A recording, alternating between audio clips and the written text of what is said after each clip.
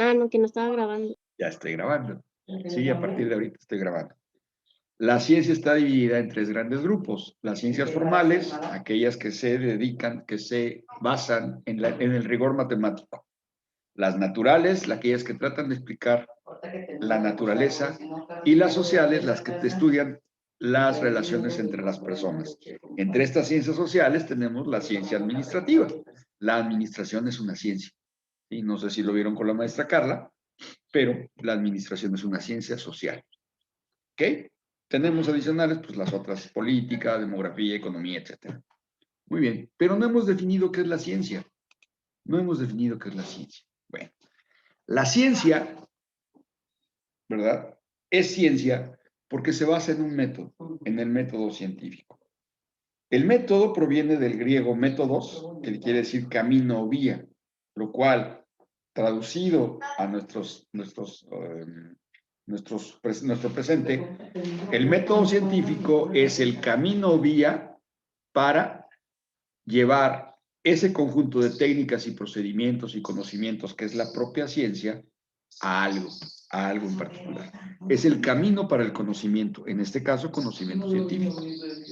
Y el método científico está formado por ciertas etapas dentro de este conocimiento científico que nos van a dar o cuya finalidad es la explicación de fenómenos que suceden tanto en el entorno natural como en el entorno formal, digamos, la matemática, la lógica, todo esto, la geometría analítica, todas las disciplinas de las matemáticas y también la parte que trata de explicar los fenómenos sociales. Un fenómeno social, por ejemplo, ahorita, ¿qué pasó hace 2 años, 3 años ya, de cuando se dieron las elecciones en México? Un fenómeno bien palpable. La gente estaba harta de un régimen y se decantó por otro. Y hoy en día, bueno, ya no sabemos ni qué hacer porque este gobierno nos falló, pero a todas luces, ¿no? Es un gobierno que no tiene ni pies ni cabeza. Estamos además en una pandemia. Socialmente nosotros, en este momento histórico de México, pues realmente no sabemos ni qué hacer porque muchos de nosotros no tenemos trabajo. Muchos de nosotros perdimos el empleo. Otros muchos, fue peor aún, la pérdida fue pérdida humana. Hubo gente que murió. En mi caso, tengo cerca de 10 amigos que fallecieron, desafortunadamente, entre ellos muy buenos amigos y otros amigos, otras amistades no tan cercanas. Sin embargo, es lamentable la pérdida de vidas humanas. Estamos ante un fenómeno. Ese fenómeno tiene explicaciones. Es un fenómeno social, por lo tanto, cae dentro del marco del método científico. Hay diferencias entre el hacer ciencia experimental y el hacer ciencia social. Lo principal es que en el método científico, que es el que vamos a ver ahorita. Ahorita no, joven, gracias. Otro día. Perdón, estoy aquí, me llegan los vendedores a ofrecerme servicios, pero pues ahorita no. Oigan, les estaba diciendo entonces que las etapas del método científico son las siguientes. Y es método precisamente porque cubre el rigor de acuerdo a las etapas que deben llevarse. ¿Sí? En el método científico, todo parte de la observación de un fenómeno determinado. Un ejemplo muy claro es la ley de la gravedad. Ustedes saben que si yo tomo un artículo y lo dejo caer, se va a ir hacia abajo. ¿A qué se debe esta situación tan simple? Para nosotros que ya lo vivimos y conocemos la ley de la gravedad, pues es algo explicable. Pero imagínense en las épocas en las que la humanidad venía apenas evolucionando y no tenía este rigor científico que hoy tenemos. Es un fenómeno. Yo observo que esto cae, ¿sí? No se va para arriba, ni se va para los lados, se va para abajo. Y eso se debe, bueno, ese fenómeno hubo que explicarlo. Ese fenómeno conocido como la ley de gravedad hubo que explicarlo. Entonces, a partir de esa observación, se da una preinvestigación a ver si ya hay algo en nuestro mundo que explique por qué cae cualquier artículo. Hay una investigación. Si no hay una investigación previa, entonces se arroja el chisme que decíamos hace rato, la hipótesis. Es que el vecino le pega a su mujer, ¿no? Es nuestra hipótesis. Que si no es comprobado, se queda a nivel chisme. Pues en la ciencia pasa lo mismo. ¿Por qué cae un cuerpo? ¿Por qué cae un cuerpo? Siempre. Ah, pues porque es muy pesado. Y sí, ¿y eso qué? ¿No? Ah, es que hay algo que lo atrae hacia el centro de la Tierra. Y ese algo hoy sabemos que es la gravedad. Esa hipótesis se formula. La hipótesis es formulada como una pregunta. ¿Por qué? Más bien, la pregunta de investigación es ¿por qué cae? La hipótesis sería, cae porque tratamos de suponer por qué cae. Cae porque hay una fuerza que se llama fuerza de gravedad que lo jala hacia abajo. Bueno, pero hay que comprobarlo. Y entonces, como es un fenómeno natural, pues tratamos de encuadrar un experimento en el cual yo arroje 10 veces las cosas y las 10 veces caigan y le mido la velocidad a la que cae e incluso puedo determinar cuál es la velocidad a la que cae. ¿Sí? Si yo lo suelto y tomo el cronómetro cuando cae, lo paro cuando cae, pues entonces tengo la medición del procedimiento, pero todo basado en un método. Lo importante de la investigación es que el método debo plantearlo previo a la investigación misma, inclusive en la ciencia social. Y eso es lo que vamos a ver en esta metodología de la investigación. Vamos a entender que para poder plantear cualquier experimento o cualquier prueba que yo haga para comprobar mi hipótesis, debe estar basada en un método. Y ese método me va a dar cómo voy a llevar a cabo los experimentos. No se vale que yo observe y en esta parte que es la, digamos, la inferencia, la parte en que voy a tratar de investigarlo, a ver si ya existe un fenómeno conocido, ¿sí? No planteé mi método para resolverlo, porque entonces, pues voy a ir a la deriva. Si ahorita yo no sabría cómo físicamente plantear mi experimento, no lo tengo preparado. Sin embargo, seguramente en su momento, aquellos hombres que lograron entender la teoría de la ley de la gravedad, ¿sí? Y que lo llevaron a la observación y a la experimentación, seguramente se plantearon el método. Nosotros, cuando hacemos investigación, debemos plantearnos un método. No nada más es investigar por investigar. Ahorita les pedí que investigaran qué es la ciencia. ¿Recuerdan? Si yo no tengo un método para investigar, pues me voy a ir a los 200, 300, 400, 500 o 1000 servidores en el Google, que es nuestro buscador fue estrella, y me van a dar cantidad de información que a lo mejor no es lo que ando buscando. Sin embargo, cuando yo planteo cómo lo voy a hacer, es muchísimo más fácil llegar a ese conocimiento, a esa investigación, a ese resultado que me va a decir, de acuerdo a las diferentes concepciones de la ciencia, porque les decía, hay concepciones de la ciencia teológica, desde la religión, hay concepciones epistemológicas, como ya lo vimos hace un momento, nada más una probadita. Y hay otras concepciones, concepción natural, concepción ecológica, concepción incluso que tiene que ver con el pensamiento político e ideológico de las personas. Los países que tienen una ideología diferente a la nuestra, que votan por o claman por el socialismo, o por cuestiones así diferentes a como somos nosotros, por ejemplo, Cuba. Cuba es un país que desde la revolución de 1959 se maneja como un país socialista. ¿Qué es eso, profe? Socialista viene de social. Fíjense ustedes, les voy a tratar de explicar muy rápido esta concepción. Aquí en México, los dueños de las fábricas, los dueños de lo que se conoce como los medios de producción son particulares. No le pertenecen al país, no le pertenecen al Estado, a la nación, no. Le pertenecen a una persona privada, una persona con con nombre y apellido, y que es dueño de la fábrica o de la tienda o de la ferretería o demás.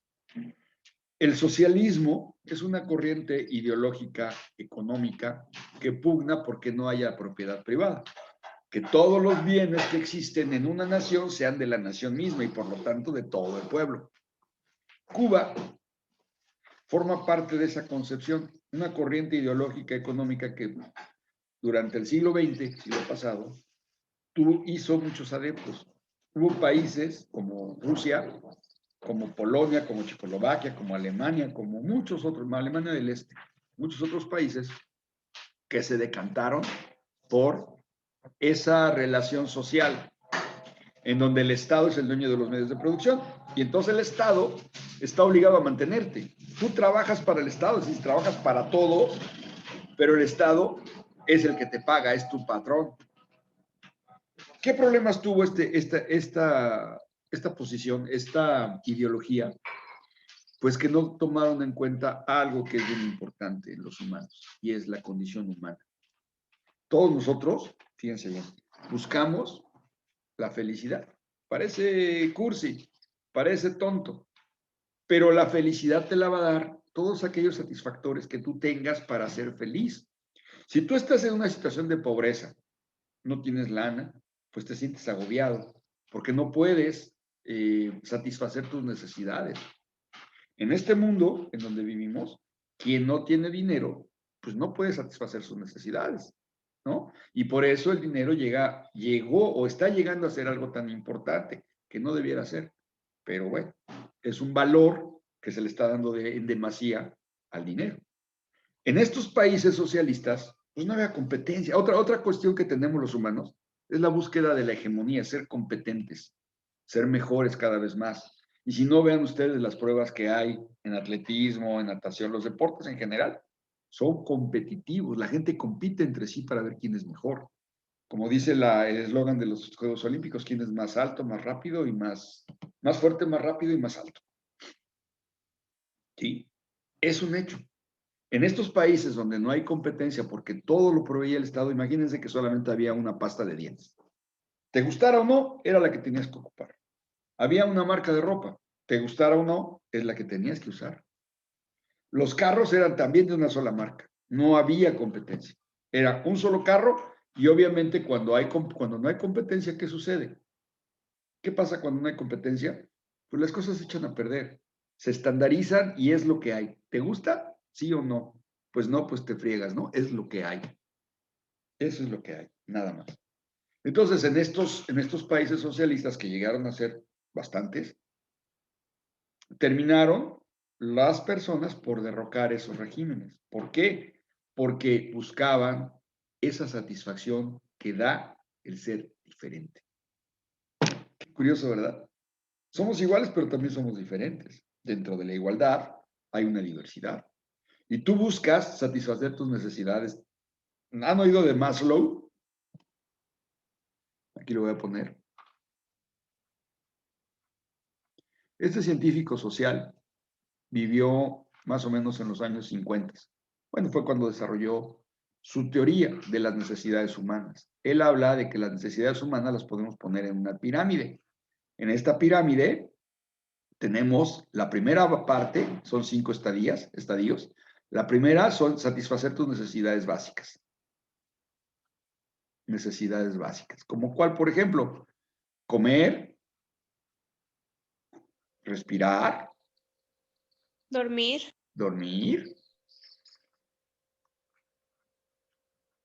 ir al baño, ¿no? Es muy importante. Son necesidades fisiológicas. Satisfacer necesidades básicas o fisiológicas. Todas estas son fisiológicas, ¿sí? Ir al baño. Es importante. Si no puedes ir al baño, pues estás en un problema, ¿verdad? Después, él maneja otra estadía que es la asociación. El ser humano es un ser social. Estar aislados, como estamos en este momento, nos produce problemas. Produce generalmente estrés, produce ansiedad, produce depresión. Los humanos somos sociales por naturaleza. Y si no, vean, pues estamos agrupados en comunidades. Y tenemos de alguna manera la interrelación con el amigo, con la familia, con los compas, todo esto, ¿no? Creo que me saltó un estadio, perdón. Este es el de la seguridad, perdón, no me hagan caso. Este es el tercero, lo social. Este es el de seguridad. ¿Seguridad en qué? En nuestros bienes y en nuestras personas. Poder salir sin que te molesten, poder acudir a fiestas, poder decidir qué hacer con tu dinero, con tu tiempo, con tus cosas. Luego el tercero es lo social, convivir en sociedad. El cuarto ya tiene que ver con necesidades más arriba de la seguridad y de lo fisiológico. son necesidades que tienen que ver con el reconocimiento. Ser reconocido por tus parientes, por tus amigos, por tu sociedad, en algo que tú haces bien, en tu trabajo. El hecho de que en tu trabajo, no sé si ustedes trabajen, pero el hecho que en el trabajo te digan, está bien, vamos para adelante, es muy diferente a que te digan todo el tiempo que eres un tonto. O mejor dicho, una palabra que empieza con P, ¿no? No te da el reconocimiento. Si te lo dan, tú te sientes bien, te alienta a seguir. Ese es el cuarto estadio, el reconocimiento. Y el quinto es la autorrealización. Es cuando tú logras metas, tú te planteas metas a alcanzar y las cumples. Y esas metas te van a generar un nuevo avance. Esas metas, digamos que terminas una etapa y entonces te planteas metas más avanzadas. Y esa autorrealización te permite a ti como persona tener esa satisfacción de lo logrado. ¿Sí?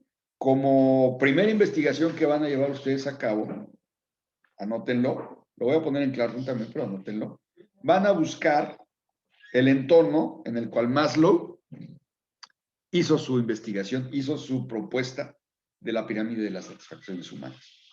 Sí, por favor. Y obviamente la van a traer, una imagen o la van a escribir.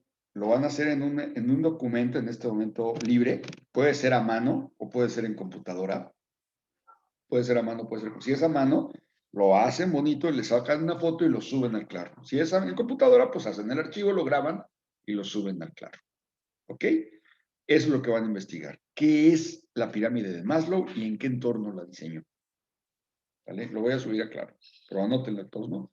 Bueno, en ese mundo socialista, pues sí tenían satisfechas sus necesidades fisiológicas, evidentemente, también de seguridad. Aunque aquí había un tema. Niña, niña, de necesidades humanas, ¿verdad? No tenían la seguridad en cuanto a la propiedad privada, porque las casas en las que habitaban no eran de ellos, eran del Estado.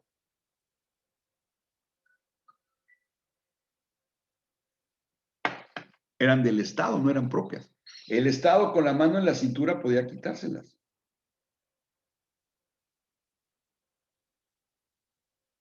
Podían quitárselas y entonces ellos no tenían esa seguridad. Nosotros en México, a pesar de todo, a pesar de las carencias, a pesar de la pobreza, a pesar de todo lo que se habla, sí tenemos la certeza de nuestras propiedades. No tienen por qué quitárnoslas. Claro que hay una crisis de seguridad en la que si sales a la calle en una ciudad grande como México, Guadalajara o Monterrey y te asaltan, pues te quitan tu dinero, te quitan tu propiedad. Pero bueno, son temas que se van logrando. En esos lugares no tenían esas seguridades de la propiedad privada. Sí, obviamente tampoco el reconocimiento y mucho menos el autorreconocimiento. Sí, fue lo que dañó el régimen y por lo tanto se vinieron abajo todas las estructuras socialistas. La única que queda es Cuba y hay más o menos China. China era de estos países socialistas que hoy en día está en una disyuntiva. Se va por el capitalismo o por el socialismo. Tienen ahí un sistema mixto muy raro en donde parte de la China grandísima. También por Corea, ¿no? Corea del Norte. Corea del Sur, vean ustedes el avance. Corea del Sur, en los años 50, era el segundo país más pobre. El segundo país más pobre. Y hoy en día, Corea del Sur es uno de los países más ricos, del top 10. ¿A qué se debe? Justamente a la realización. Digo, no es una explicación muy vaga, muy simple, muy simplista, pero sí lograron satisfacer sus necesidades de reconocimiento y de autorreconocimiento. Es el estado mayor de la pirámide de Maslow que te permite avanzar. Bueno, el método científico, sí, nos dice que en estos países sociales, hay fenómenos que no se explicaban. Y esos fenómenos se fueron dando a lo largo del tiempo hasta lograr que se cayeran los muros. Hay un episodio muy famoso en 1989, que es la caída de un muro que dividía Alemania. Alemania del Este era socialista, Alemania del Oeste era capitalista, tumban el muro y se unifica. Y a partir de ese momento, el mundo socialista se pierde. ¿Sí? Son fenómenos sociales de la humanidad que estamos viendo cada vez con mayor detenimiento y que son explicados gracias a un método científico. Si ustedes quieren, no vamos a experimentar, no vamos a llevar a la gente a los laboratorios, pero sí vamos a tener, ¿cómo se llama? El método para poder llevar a cabo esas investigaciones, ¿ok? Investigaciones sociales. ¿Hasta aquí alguna duda, pregunta, observación, comentario? No, maestro. ¿Todo bien? No, Bueno, profe. aquí están los Sí. pasos del método científico. El primero, bueno, acá lo tenemos gráfico, acá lo tenemos analítico, la observación. La observación. Todo fenómeno explicar parte de la observación. Yo veo algo que no me gusta y digo, ¿por qué está pasando esto? ¿Por qué en nuestro país hay tanta pobreza, por ejemplo? Entonces, de ahí me voy a investigar, a inducir, a tratar de entender en la teoría existente si hay una explicación a mi observación del fenómeno. Sí, sí hay mucho, desde luego. Pero puede ser que de esa parte que existe no esté con el 100% de mi fenómeno a estudiar. Entonces yo digo, mira, sí, hay pobres pues porque no hay trabajo, y no hay trabajo porque es una causalidad de esto, y así me voy, ¿no? Y de repente levanto una hipótesis, una suposición, y yo digo, sí, hay pobres porque no hay buena educación en México.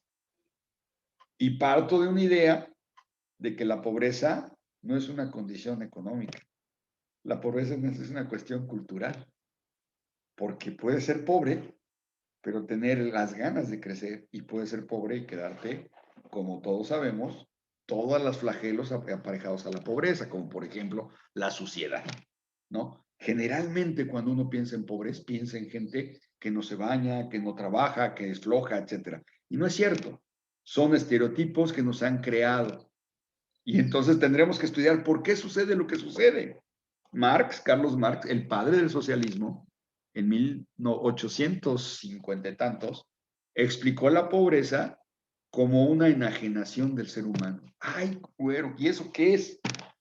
Bueno, él planteaba que los pobres eran pobres porque no tenían alicientes para mejorar su existir. Él habla de la lucha de clases, los proletarios, los capitalistas, o sea, cosas que hoy en día a lo mejor lo oímos ahí de repente en la televisión de algún político deschavetado que habla de una lucha de clases así de fuerte. La lucha de clases existe, desde luego que existe, y si no, vean ustedes, aquí tenemos gente muy rica y gente muy pobre. Claro que los pobres aspiran a ser ricos y los ricos a ser más ricos, y así nos vamos para arriba, pero todo está en la cultura. Yo no puedo querer ser rico fregando a mis congéneres, ¿verdad? O sea, y esa cultura desafortunadamente la estamos viviendo hoy en día en nuestras sociedades corruptas, ¿no? Hay gente que se quiere hacer rico de la noche a la mañana asaltando, matando, violando, secuestrando, vendiendo droga. Son cosas que no están bien, que van contra la naturaleza de las personas, contra las buenas costumbres. Pero si nuestra cultura la estamos enfrascando en ser ricos nada más, pues entonces estamos teniendo un problema muy serio. Nuestro mundo se está acabando como tal. ¿Ok? Nosotros debemos partir de que queremos ser ricos, sí, pero queremos ser cultos. Y la cultura, ojo, te trae, y no hablo de cultos como Beethoven o como los grandes literatos o la gente que se siente muy acá, que ve películas y que ve obras de arte y las puede definir. No, la cultura es todas las acciones que llevamos a cabo para mejorar nuestra sociedad. Esa es la cultura. Todo el cúmulo de experiencias y conocimientos empíricos que hemos adquirido como personas y que son parte de nuestra cultura. Y todos ahorita estamos aquí juntos tratando de mejorar, porque si no quisieran ustedes mejorar, no estarían aquí estudiando, estarían en otro lado, quién sabe dónde, pero no estarían aquí. Esa cultura nos da justamente esos valores para poder seguir adelante, para poder estar en una escuela, para poder tener hijos, para poder casarnos, para poder, etcétera, etcétera, etcétera, de una manera adecuada. También puedo hacerme rico si me voy a matar gente, ¿no? Si me voy a extorsionar, si me voy a secuestrar. Pero ¿qué va a pasar? Realmente estoy cambiando mi cultura de una cultura positiva a una cultura negativa que a la larga va a terminar con la cultura como somos. Entonces, nosotros, la gente de bien, pugnamos por tener una cultura positiva, una cultura que nos dé, sí, la riqueza, porque a eso es lo que aspiramos todos, perdón, pero de una manera legal, de una manera decente, adecuada. ¿Ok? Bueno, yo puedo explicar la pobreza y entonces digo, sí hay muchos tratados, pero yo planteo una hipótesis y digo, la gente es pobre por falta de cultura y tendría que probarlo. Si yo digo eso y si no lo pruebo, se queda a nivel de chisme. Es como lo que les decía hace rato, yo veo que el señor viene tomado y seguramente le golpea a su señora. Pero si yo no lo compruebo y hablo por hablar, es chisme. Entonces, moraleja primera, siempre que hablemos de algo, tengamos, como dicen en mi pueblo, los pelos de la burra en la mano. Si decimos que la burra es gris y tengo pelos grises, pues entonces sí es gris. Pero si yo hablo sin planteando hipótesis o suposiciones que no puedo probar, entonces estoy cayendo, buenos días, en el chisme. Y lo mismo es en la ciencia, ¿eh? Lo mismo en la ciencia. Fíjense, ahorita está pasando algo bien complicado. Ya saben que el mundo está en pandemia, que hay vacunas. La vacuna AstraZeneca fue proscrita en lugares como Italia, Alemania y otros países. ¿Por qué? Porque tenían la hipótesis de que la vacuna provocaba trombosis. ¿Qué es la trombosis? Bueno, la configuración de coágulos en la sangre que pueden obstruir las venas y llevarte a tener un infarto, una embolia o ciertas patologías que la medicina conoce muy bien. Es malo. Y por lo tanto, únicamente con la hipótesis sin comprobar, pararon la vacunación con AstraZeneca. La vacuna la proscribieron, es decir, la quitaron del cuadro. Ya ahora se sabe que no es cierto. Hubo pruebas, hubo la comprobación de la hipótesis que fue negativa. Las vacunas no producen trombo, que fue una cuestión fortuita para algunas personas que tenían ciertas características, pero que la mayoría de la población no sufre de ninguna manera de trombosis. Aquí en México se sigue aplicando. En Estados Unidos no le están aplicando, ¿sabían? De hecho, van a llegar aquí cerca de 2,5 dosis de vacunas de AstraZeneca que en Estados Unidos no van a usar. Nos lo mandan para acá. Pero bueno, ese es un ejemplo de lo que puede ser un chisme científico. ¿Eh? No necesita ser un chisme de la colonia, un chisme de la calle, un chisme de la familia. Es un chisme científico porque si yo no compruebo la hipótesis, estoy falseando la información. ¿Ok? ¿Sí queda claro que la hipótesis es la suposición de algo? La Sí, sí. observación me da el camino, la inducción me da la teoría existente sobre lo mío. Si no hay nada, bueno, entonces tengo que plantear mi hipótesis y voy a comprobarla. La siguiente fase, pues como ya lo inducieron, es la experimentación. ¿Sí? Y aquí habla de experimentación controlada, perdón. Es decir, voy a tratar de igualar las condiciones en el medio ambiente, en el caso de experimentación científica, perdón, experimental, para llevarla a un laboratorio y hacer las pruebas. Yo digo que las cosas se caen porque hay una fuerza, o que lo voy a probar. ¿Cómo lo pruebo? Bueno, ya tendré que plantear mi experimento adecuado para cada cosa. ¿Sí? Luego, la demostración. Una vez que experimento, necesariamente debo tener datos que me den la demostración o refutación de la hipótesis, que me digan que sí o que no. Y finalmente la presentación de mis resultados que pueden derivar en una teoría científica. También se conoce como tesis. Y esa teoría científica va a servir para explicar después algunos otros fenómenos donde van a tomar mi teoría para poder hacer la explicación, mi marco teórico. ¿Ok? ¿Alguna duda o pregunta? No. ¿No? ¿Todo bien? Sí, todo bien. Perfecto.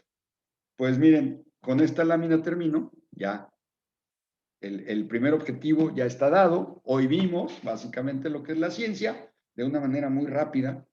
Desde luego que hay mucho que decir de la ciencia, hay mucho que decir del método. Lo vamos a ir practicando durante el proceso de conocimiento-aprendizaje que vamos a llevar a cabo, enseñanza-aprendizaje, que vamos a llevar a cabo durante estas 3 semanas.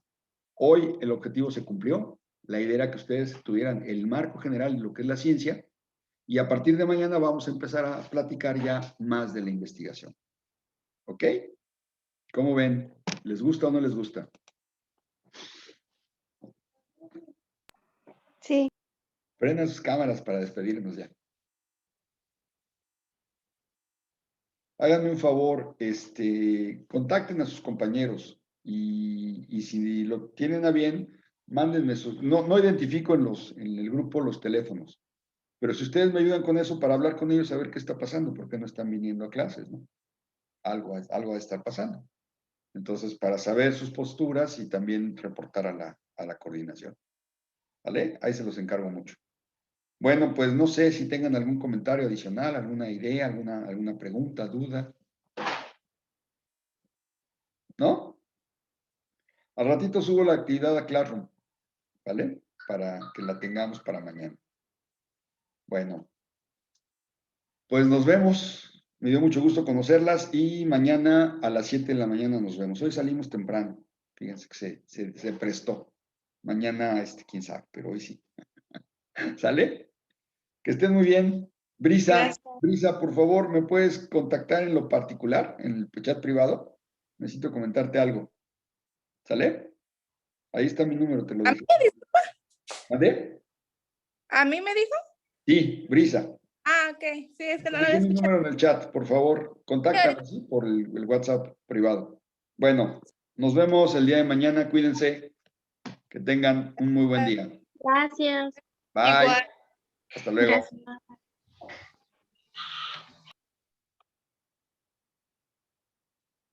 Mande. Hay amor.